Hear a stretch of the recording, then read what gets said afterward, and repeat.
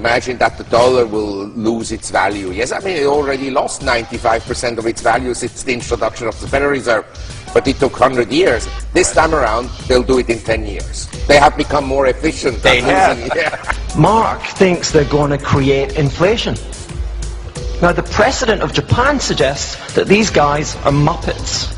The precedent of Japan suggests that when it comes to the organisation of economic affairs, if you allow leverage in your society to breach a certain level, we're not sure what that level is, but let's call it 200 or 230% of GDP, then what happens is monetary policy doesn't work.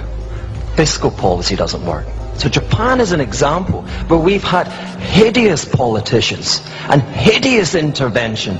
They've had helicopters. They have distributed free money to all of their citizens. They've built bridges to nowhere. And prices are falling, and they look set to fall further. This decade, NIA believes the U.S. will experience an outbreak of hyperinflation that will cause the U.S. dollar to become worthless. Most economists believe the U.S. is more likely to experience a lost decade of deflation, similar to Japan after the bursting of their bubble economy. In Japan, even with prices deflating, many Japanese today are being forced to live in internet cafes or closets. In Tokyo, there are hundreds of cyber cafes like this one that offer overnight deals. You can stay in your own cubicle with unlimited net access, free drinks and an easy chair to sleep on, all for about £8. And without a place to stay, for Nagasaki, this was better than sleeping on the streets. This was home for Hidefumi Ito. The size of a closet, it had what he needed most, an internet hookup and computer to job search. Ito rented this net room for around $20 a day after he lost his art gallery director job, his expensive home, and went bankrupt. Then his wife and 3 children left him. With average GDP growth of 10% in the 1960s, 5% in the 1970s, and 4% in the 1980s, Japan's GDP grew to the second largest in the world. However, during the years 1986 to 1991, a bubble formed in Japan. The Nikkei stock index nearly quadrupled in 5 years to reach a high in 1989 of 38,957. Altogether, between the years 1955 and 1990, Japan's stock prices appreciated 100 times in value and land prices increased 70 times in value. By 1993, Japan's bubble burst with both stock market and real estate prices being cut in half. Throughout the 1990s, Japan experienced deflation, high unemployment, and no economic growth, which led to the Bank of Japan deciding to lower interest rates in 2001 down to 0%.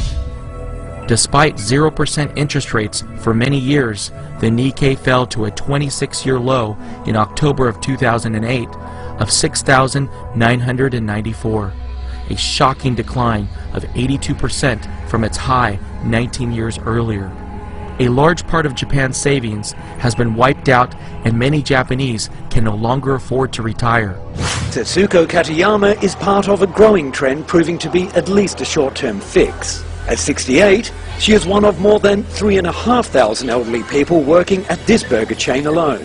The oldest is 84. All across the country, people are giving up retirement to keep making ends meet. While that's good for the economy, many elderly people would logically rather be enjoying their golden years somewhere else.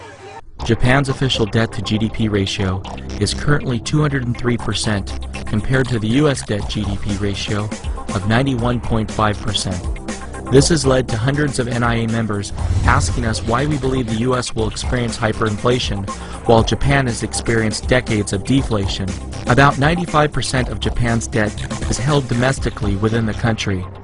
Although Japan's savings rate has declined in recent years, down to 3% due to their aging population and their retirement age being raised to 65, Japan's savings rate averaged above 10% for many decades, and during the mid-1970s averaged above 20%. The Japanese built a large pool of savings that allowed their government to borrow from its own citizens. The U.S. government, on the other hand, has borrowed $4 trillion from foreigners, including nearly $1 trillion from Japan. Foreigners currently hold about $10 trillion in U.S. dollar-denominated assets. Because of the dollar's status as the world's reserve currency, these dollars are being hoarded by foreigners and aren't chasing goods and services here in America. With the phony U.S. economic recovery beginning to lose steam, NIA believes the world will soon wake up and realize that U.S. budget deficits are poised to explode to new highs this decade due to the rising interest payments on our national debt and rising entitlement spending.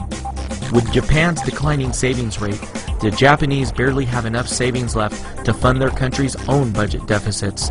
How on earth will Japan continue to lend money to the U.S. so that we can fund ours?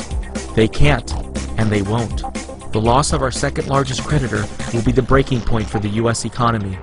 The U.S. debt Ponzi scheme will soon come to an end.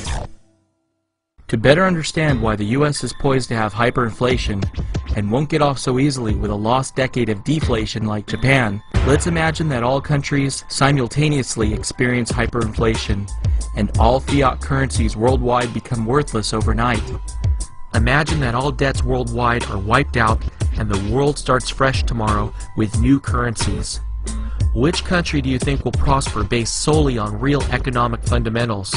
A country with Toyota and Honda, two automobile manufacturers that combined for a net income in fiscal year 2008 of $23.2 billion. Or a country with GM and Ford, two automobile manufacturers that combined for a net loss in fiscal year of 2008 of $45.5 billion. If it wasn't for government bailouts, GM and Ford would be out of business today, and without the U.S. having the world's reserve currency, it won't be possible for the U.S. to make any more bailouts in the future. If we start over from scratch, Japan will still have its television manufacturers like Sony, Mitsubishi, Hitachi, Panasonic, Funai, Sharp, and Toshiba. The U.S. doesn't have any television manufacturers, and Americans won't have any way of importing televisions. Japan had a huge trade surplus in fiscal year 2009 of $56.2 billion, while the U.S. had a gigantic trade deficit of $374.9 billion. Both countries import most of the oil they consume, but while Japan can afford to pay for its oil by exporting automobiles and televisions, the U.S. has only been able to afford its oil imports by exporting inflation. In just the first 5 months of 2010, the U.S. had a $7.6 billion trade deficit with Saudi Arabia, more than double its trade deficit with Saudi Arabia of $3.5 billion during the first 5 months of 2009.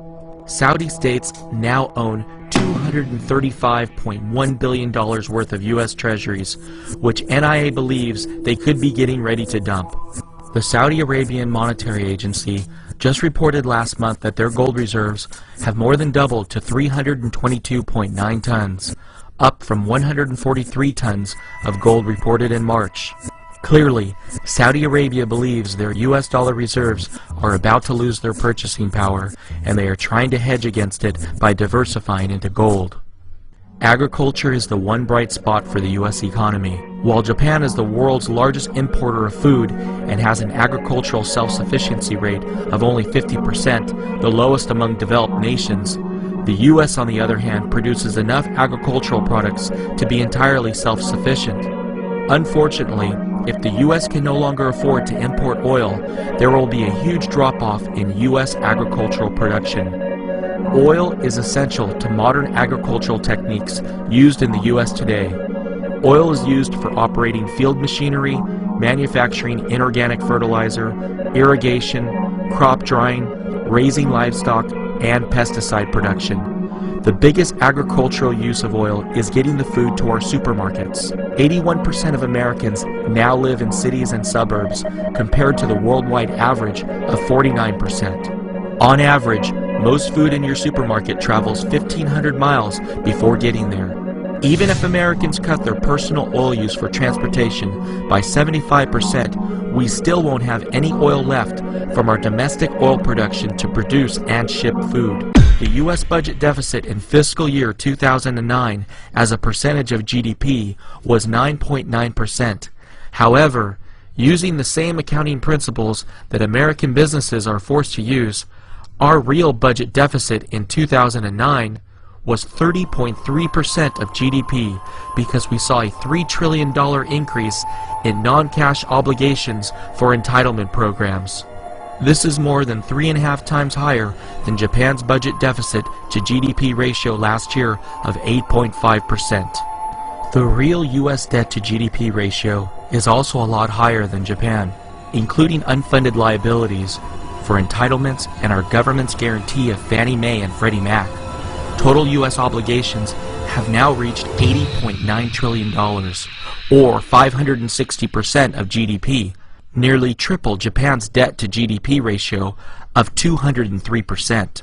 Japan's economy hit peak consumer spending in 1990 and entered their lost decade from a position of strength with a balanced budget, high savings rate of 15%, low unemployment rate of 2%, and a net debt to GDP ratio of less than 20%.